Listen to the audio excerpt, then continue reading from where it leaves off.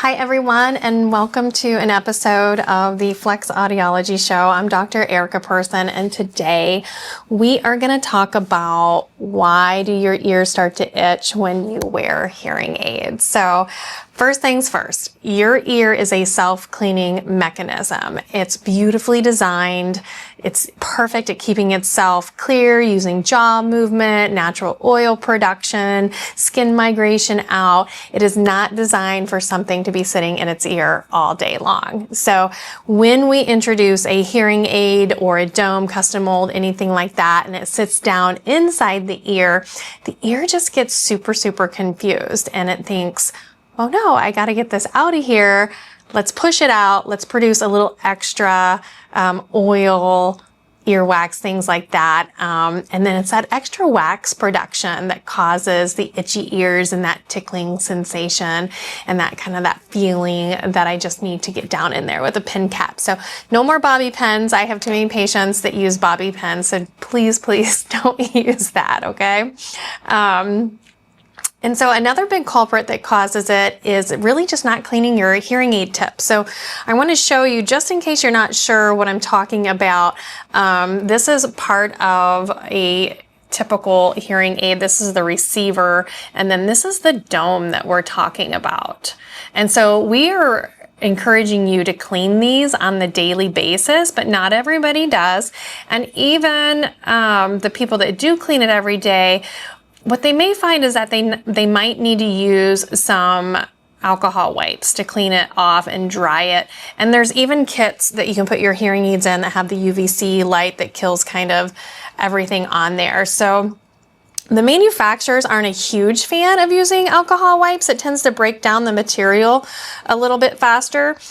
We always tell people to change these little guys every 6 months. So if you're going to be somebody that's using any type of astringent on the dome, I'm probably going to encourage you to change them every 3 months.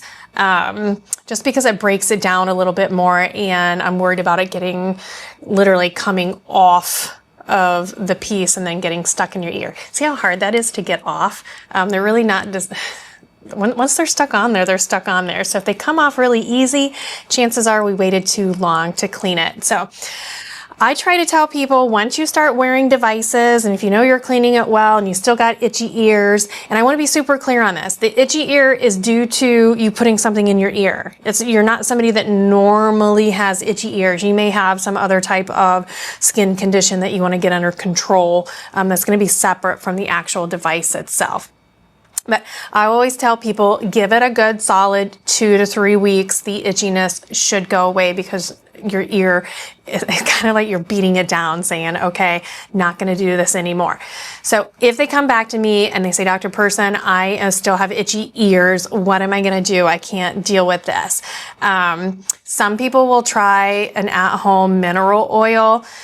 I don't feel like it's as effective, because the ones that come back that have tried the mineral oil and then they try the product we carry, they do so much better. You can get this online. You don't have to come to Flex Audiology for it, but we do carry it. We go through so much of this.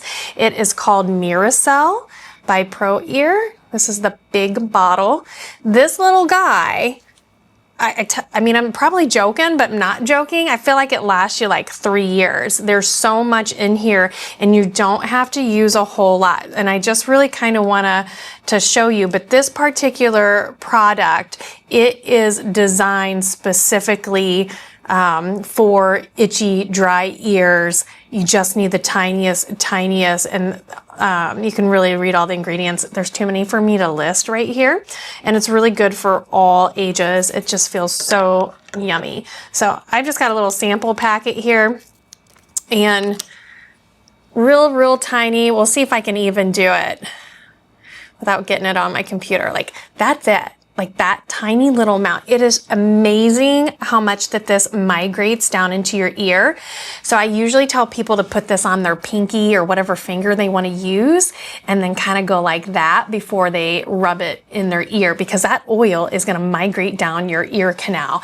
Less is more when we're talking about this product. Again, you can kind of see my fingers are still shiny. I could do that and then put that on the dome, and then that makes the dome super shiny as well.